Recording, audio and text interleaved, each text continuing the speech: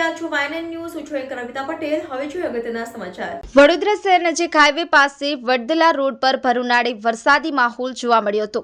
પાણી વિતરણ કરવાના સમયે જ વાલ્વને લગતી કામગીરી કરાતા જળબંબાકારની પરિસ્થિતિ જેવા દ્રશ્યો સર્જાયા હતા.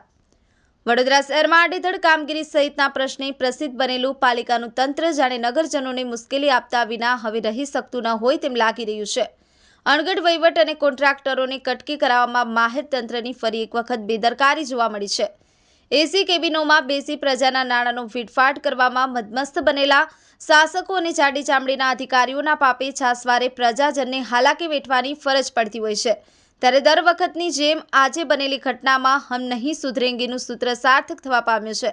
શહેરના તરસાલીથી વડદલા તરફ જવાના માર્ગે હાઈવે નજીક વાલ્વ બદલવાની કામગીરી દરમિયાન પાણીની રેલમછેલમ થઈ હતી.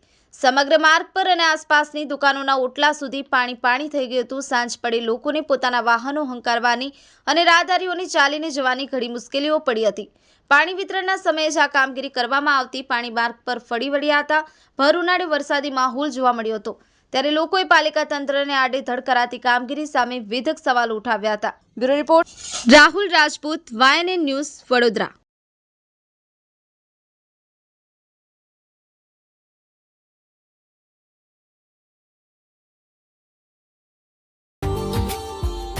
Subscribe now and press the bell icon.